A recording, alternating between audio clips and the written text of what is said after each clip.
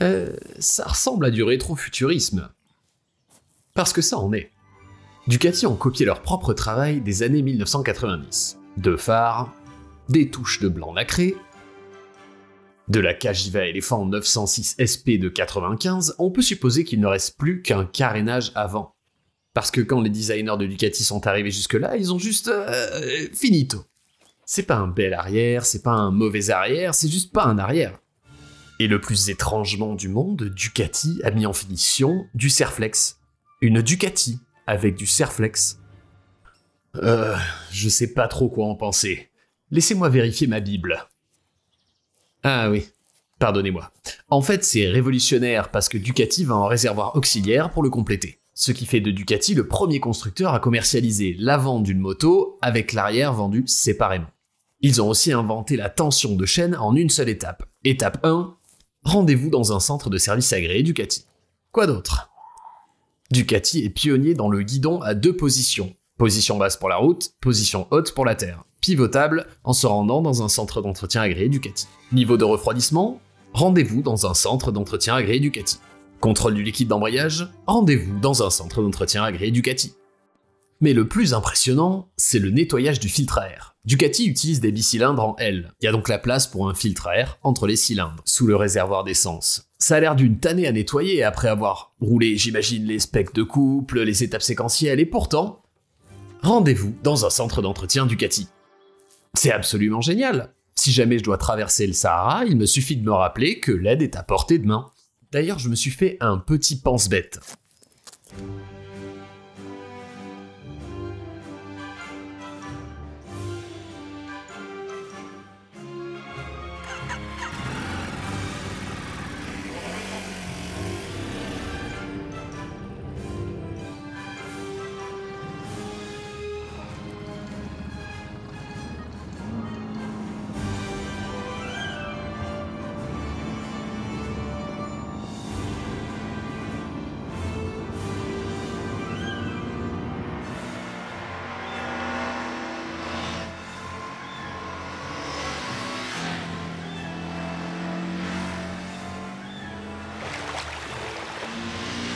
« 110 chevaux. Un chiffre qui a du sens parce qu'au sommet de sa légende, la R1200 GS développait 110 chevaux. Il s'agit pourtant du 937cc Testa Stretta de Ducati, qui signifie tête étroite en italien. J'exagère même pas en disant que la Ducati est plus étroite de 30 cm par rapport à une GS. Ça semble impossible de piloter quelque chose d'aussi svelte qu'une T7 avec une puissance pareille.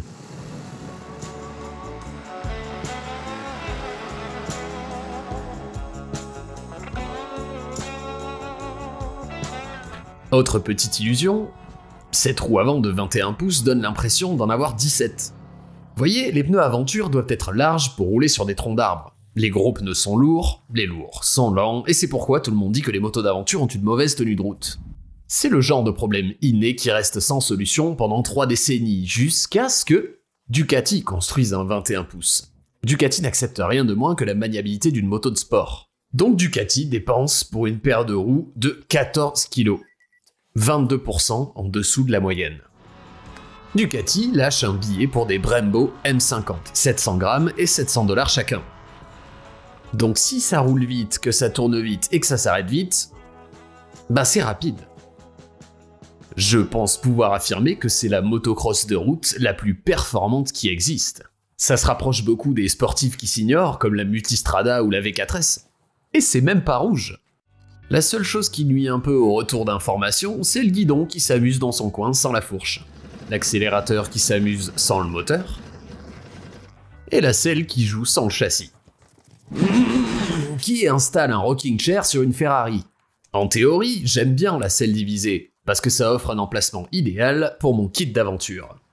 Je prends rarement des passagers, et si ça devait être le cas, est-ce que c'est grave si le tarif c'est juste de s'asseoir sur... Un mot de notre sponsor. Si vous vous interrogez sur ces images, elles ont été prises avec une Insta360 X3. Aujourd'hui, les caméras 360 prennent tout. Elles nous permettent de filmer d'abord et cadrer ensuite. Le problème, c'est que demander à un capteur de voir tout le globe, c'est perdre en qualité. À Fortnite, on utilise une X3 parce qu'elle a le Mi Mode, un réglage qui ne prend que 180 vers l'intérieur. Le processeur de la X3 peut donc gérer 60 images par seconde à une résolution plus élevée. Le Mi Mode rend également la perche invisible à notre place, ce qui permet au rédac chef de consacrer plus de temps à d'autres trucs. Pas vrai? 672 405. Excellent.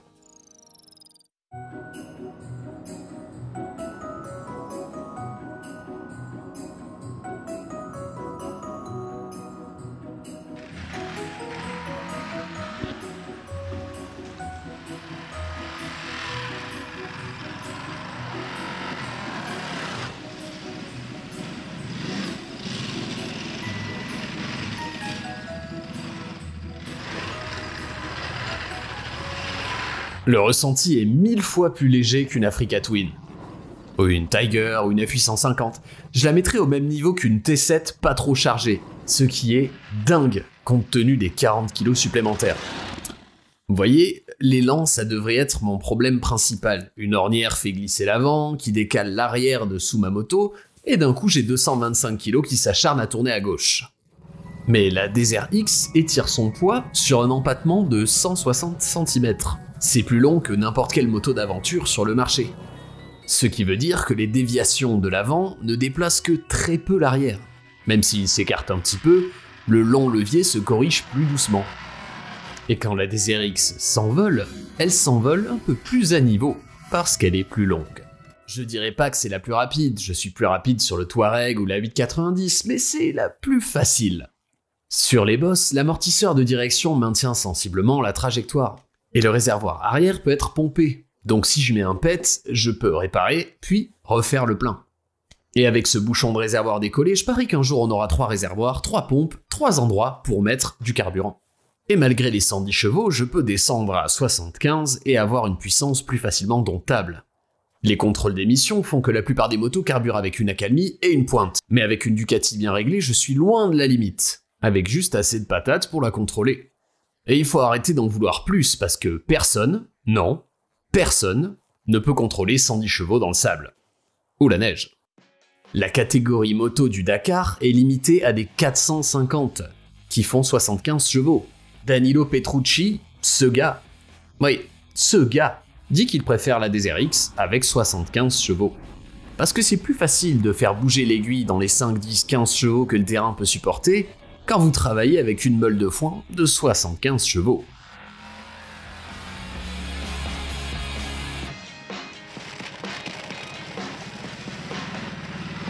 S'il y en a besoin, la puissance peut aussi être réglée sur 95 ou 110, accélérateur dynamique ou souple, quick shifter activé ou désactivé, il y a 3 modes de freinage moteur, 8 modes de contrôle de traction, 4 modes de contrôle de trajectoire, 4 modes d'ABS sensible à l'inclinaison, ça fait 4608 combinaisons possibles. Et d'après les journalistes moto, personne n'a besoin d'autant. Ouais, donc l'anti-patinage il marche plutôt bien, hein, mais je viens de le désactiver. Alors l'ABS en tout terrain il marche très bien, hein, mais je préfère le désactiver. Ouais, l'amorto il est réglable, hein, mais j'ai juste rajouté une précharge maximale parce que j'ai une très grosse bite. La réalité, c'est que personne ne roule comme ça. Personne n'est impressionné par les modes que vous sélectionnez avec votre petit doigt et tout le monde sera plus rapide avec les aides au pilotage. Sur 4608, les deux que j'ai conservés sont EBC2 DQS On, DWC Off, DTC1, ABS2, Throttle Dynamic et Power 75, EBC1 DQS On, DWC2, DTC6, ABS3, Throttle Dynamic et puissance 110. Avec ça, ce n'est plus une Desert X, c'est ma Desert X. Alors j'en prendrai bien une, c'est la bonne, et je dis ça en sachant que si je prends le réservoir arrière et les services concessionnaires, je vais claquer dans les 20 000 $ en une année, ce qui représente 2 T7. Mais laissez-moi vous expliquer. À quoi servent les motos d'aventure, les performances sur route et les performances sur terre? Quelque chose comme la V4S serait ici. Quelque chose comme la Touareg 660 serait ici. C'est pourquoi il est difficile d'engager des dépenses pour une Desert X, car elle ne remportera aucune des deux catégories. Mais en remplissant ce tableau, avec toutes les motos d'aventure que j'ai conduites, et vous verrez cette tendance, cette barrière, où les performances sur terre et sur route cessent de coexister jusqu'à ce que vous traciez la Ducati. C'est la seule ADV que je peux acheter sans faire de concession. Alors si vous voulez voir l'expérience d'achat Ducati, amenez-vous.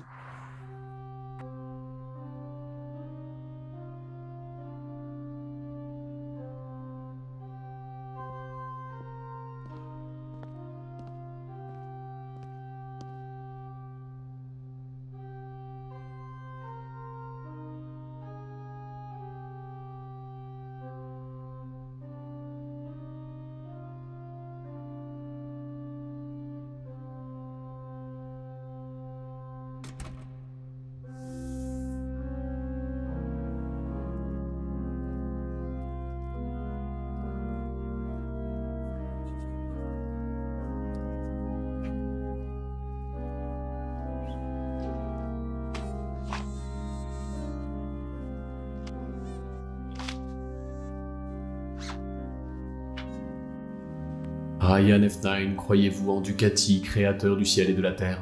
Oui.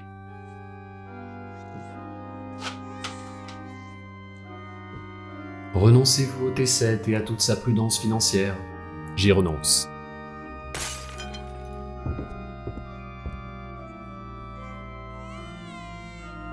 Renoncez-vous à KTM et leurs perfs de dingue?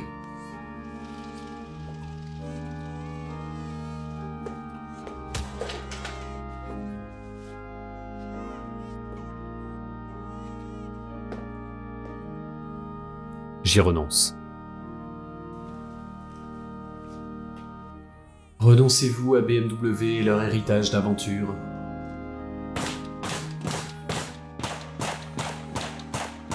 J'y renonce.